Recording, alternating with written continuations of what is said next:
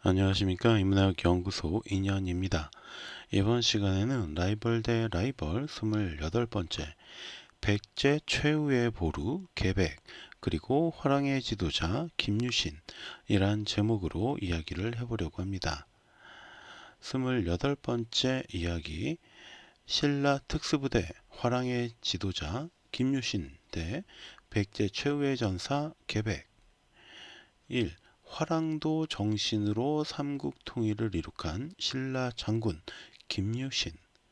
앞서 영계솜과 김춘추의 관계를 라이벌이라고 소개했을 때 왜 영계솜과 김유신이 아닌지 의아했을 분들도 계셨을 것입니다. 그 이유가 바로 오늘 이야기할 김유신과 계백의 구도가 더 알맞다라고 생각했기 때문이었습니다. 영계소문과 김춘추가 정치적인 대결이었다면 김유신과 계백은 말 그대로 서로 칼을 들고 전쟁을 치른 사이니까 라이벌 대결이라면 이렇게 묶는 것이 더 알맞지 않을까라고 생각을 합니다. 595년 충북 진천에서 태어난 것으로 알려진 김유신은 532년 신라에 항복한 금관가야 왕실의 자손이었다라고 알려져 있습니다.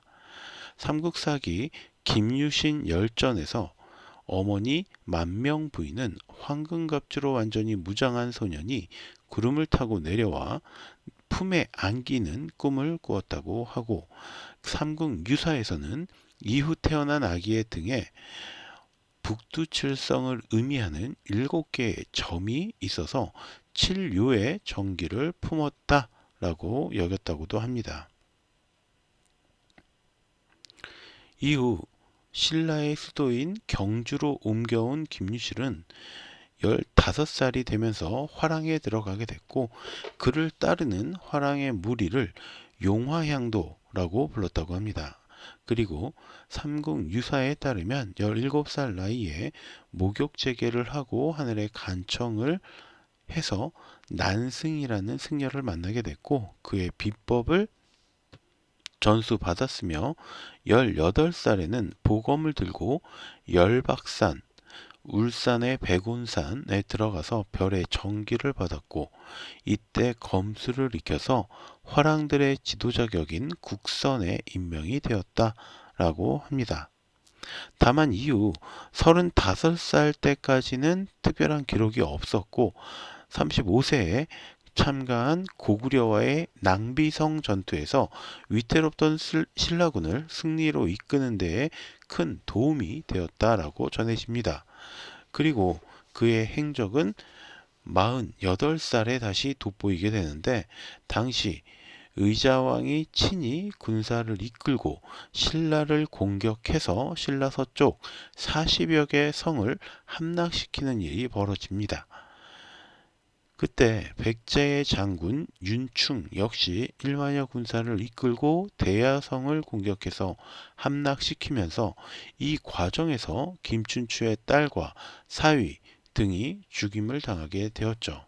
이 소식을 들은 김춘추는 고구려에 원병을 청하러 갔다가 영계소문에게 감금이 되었고 당시 이 김춘추를 구원하기 위해서 동원된 군대의 지휘관이 바로 김유신이었다고 전해집니다.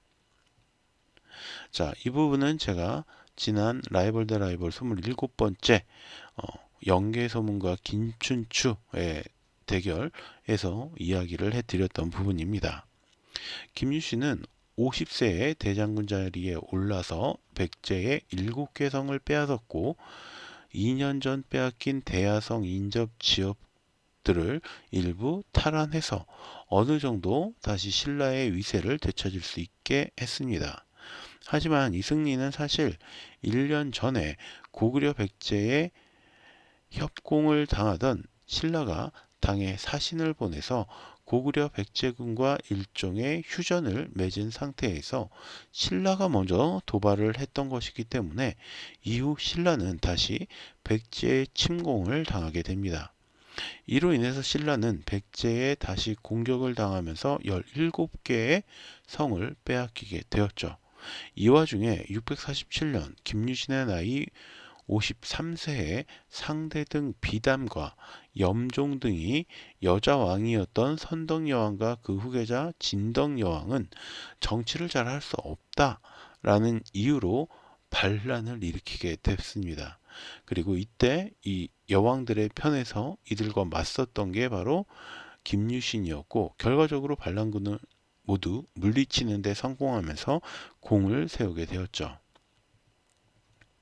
이 강성에 있던 백제의 마지막 수호자 계백, 고구려 백제 신라 삼국에는 각각 그 나라를 수호하는 특수병과들이 있었을 것이다 라고 추정하고 있습니다. 다만 우리에게 전해지는 것은 신라의 화랑, 그리고 약간 애매한 감이 있는 고구려의 조의선인 혹은 계마무사 정도라고 할 수 있습니다. 그리고 백제의 특수병과도 분명히 존재했을 것이다 라고 생각이 되는데, 딱히 그게 명칭이 알려져 있지가 않아요. 그래서 뭐 사우라비라는 이야기도 뭐 간혹 등장을 하는데, 이 사우라비라는 건 학술적인 자료가 굉장히 좀 부족한 존재들로 그냥 전해지기만 할 뿐이에요. 그래서 뭐 나중에 사우라비가 일본에 넘어가서 사무라이가 되었다, 뭐 이런 이야기도 있는데, 이게 학술적으로는 정확한 근거 자료는 사실 없습니다. 그래서 일각에서는 계백이 바로 이 백제의 특수병과를 이끌던 장수라고 묘사가 되고는 하는데, 이것도 사실은 확실하지 않아요. 사실 전쟁에서 패한 쪽은 늘 승자들에 비해서 전해지는 내용이 부족하기 마련이죠. 역시 역사라는 게 승자의 입장에서 쓰여지기 마련이고, 승자들이 패자들의 어떤 역사를 잘 남겨두지 않기 때문이기도 합니다. 그래서 우리는 계백이 언제 죽었는지는 알아도 언제 태어났는지도 알 수 없고, 그가 어떤 과정을 거쳐서 황산벌 전투에 나서게 되었는지도 알 수가 없습니다. 다만 해동증자라고 불리던 의자왕이 어느 순간부터 독단을 일삼았고, 마지막 충신이라 할 수 있는 좌평 성충이 전쟁을 예고하고 죽으면서 백제의 방어선을 되짚어 주었다라는 것은 알려져 있습니다.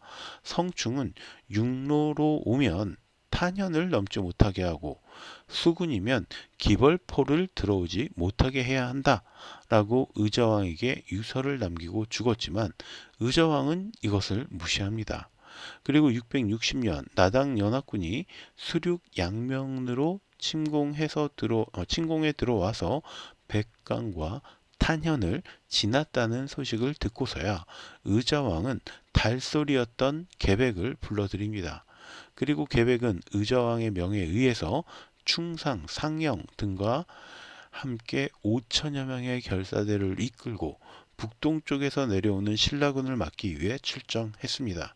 그리고 이때 자신의 집에 들러서 자신의 처와 자식들을 자신의 손으로 죽이면서 다음과 같은 말을 남겼죠. 한 나라의 힘으로 당과 신라의 대군을 당하자니 나라의 존망을 알 수 없도다. 나의 처자가 붙잡혀 노비가 될지 모르니 살아서 치욕을 당하는 것보다 차라리 깨끗하게 죽는 편이 낫겠다. 그래서 이게 이제 삼국사기 열전 계백편에 실려 있는 내용이기는 한데, 이게 좀 논란이 되기는 합니다.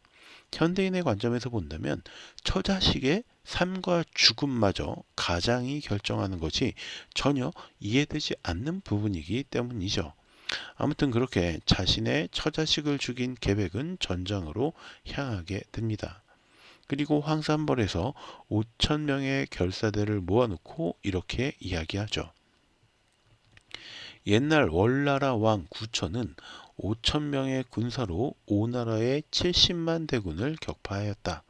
오늘 우리는 마땅히 각자 분발하여 싸우고 반드시 승리하여 나라의 은혜에 보답해야 한다. 자, 이윽고 신라의 영웅이자 최고의 명장이었던 김유신이 이끄는 5만 신라군을 맞이한 백제군은 하루 동안 4번의 전투를 치렀고, 4번 모두 신라군을 격퇴하는 엄청난 전과를 올리게 됩니다. 그러니까 10대 1의 싸움을 이겨낸 거죠.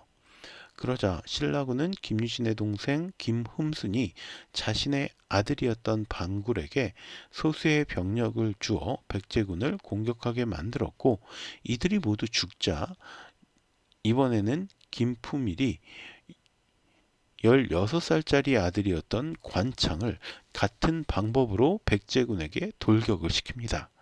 백제군은 관창을 사로잡았지만 계백은 이 어린 관창을 보고 살려보내줬는데, 다시 또 돌아온 관창이 공격을 하니까 다시 사로잡아서 이번에는 목을 쳐서 죽여버렸죠. 신라군은 이 어린 관창의 죽음에 분노하면서 백제군을 몰아쳤고, 끝내 백제군은 이 전투에서 패배하게 됩니다. 근데 사실 생각해보면 이 관창을 죽음으로 몰아넣은 건 그 아버지 김품일이죠. 근데 어쨌든 이걸 신라군은 하나의 병사들의 사기를 끌어모으는 수단으로 쓴 겁니다. 자, 그래서 계백은 죽고 좌평, 충상, 상영 등 20여 명은 사로잡혔다. 삼국사기 5권 신라봉기 제5편에 기록된 내용입니다. 3. 나당연합군의 백제 함락. 당나라 소정방의 13만 군대와 7월 10일 합류하기로 했던 신라군은 황상벌의 전투로 인해서 7월 11일이 되어서야 합류를 하게 됩니다. 이로 인하여 소정방이 크게 분노해서 신라의 장수 김문영의 목을 베려고 하였고, 김유신은 대장군이 황산에서의 싸움을 보지도 않고 약속한 날짜에 늦은 것만을 가지고 죄를 삼으려고 하는데, 나는 죄가 없이 모욕을 받을 수 없다. 반드시 먼저 당나라의 군사와 결전을 한 후에야 백제를 깨뜨리겠다 라고 반발을 하면서 결국 소정방이 한 발 물러나게 됩니다. 그리고 마침내 660년 7월 12일 당나라군 13만, 신라군 5만에 이르는 군대는 사비성을 포위했고, 13일에는 왕자인 부여융이 항복을 했으며 18일에는 웅진성으로 피난했던 의자왕마저 항복을 하면서 백제는 그 역사를 끝내게 됐습니다. 자신의 처자식까지 죽여가면서 신라와의 전투에 나섰던 계백은 결국 패자가 되어서 역사에 그 흔적이 별로 남지 않았습니다. 하지만 비슷한 방식으로 젊은 화랑들을 죽음으로 내몰면서 신라군의 사기를 높였던 김유신은 승자가 되어서 살아서는 문무왕 김춘추 외에는 거칠 것이 없는 1인지하 만인지상의 자리에 오르게 되었죠. 또 죽어서는 사후 추존으로 흥무대왕이라는 왕작을 받은 역사상 유례없는 존중을 받았습니다. 이 삼국사기에서는 42대 흥덕왕 때로 기록을 하고 있고, 삼국유사에서는 54대 경명왕 때로 기록하고 있습니다. 어쨌든 왕이 아니었는데 죽고 나서 이 사람의 업적을 기리기 위해서 왕으로 추증을 한 거예요. 자, 쓰러져가는 백제의 마지막 희망이었고 10배나 많은 신라군과 맞서서 4차례나 승리를 이끌어냈던 계백의 기백도 대단합니다. 그러나 삼국통일의 기초가 되어 백제를 함락시키고 고구려 정벌에도 74세의 나이에도 후방에서나마 지원을 했고, 이후 당나라군을 한반도에서 몰아낼 때에는 자신의 아들 김원수를 내보냈던 김유신의 충정 역시 대단하다고 할 수 있습니다. 다만 아쉬운 점은 김유신과 계백의 전투가 보다 비슷한 조건이었다면 훨씬 멋진 승부로 기록되지 않았을까라는 점입니다. 10배의 인원으로도 자신들의 어린 아들을 죽음으로 내몰아서 승기를 가져왔던 이 신라군의 어떤 전략, 이게 좀 아쉽기는 합니다. 물론 역사에 만약이라는 것은 존재할 수 없지만, 어쩌면 백제가 사비성을 지켜내고 고구려와 함께 나당연합군에 맞서는 그림도 이렇게 되면 한번 그려볼 수 있지 않을까라는 생각을 해 보았습니다. 자, 그럼 오늘 이야기는 여기서 모두 끝내도록 하고요. 저는 다음 시간에 또 다른 컨텐츠로 여러분을 찾아뵙도록 하겠습니다. 오늘 제가 들려드린 이야기가 여러분의 흥미와 호기심을 조금이라도 만족시켜 드렸다면 구독과 좋아요 또 부탁드리겠습니다. 감사합니다.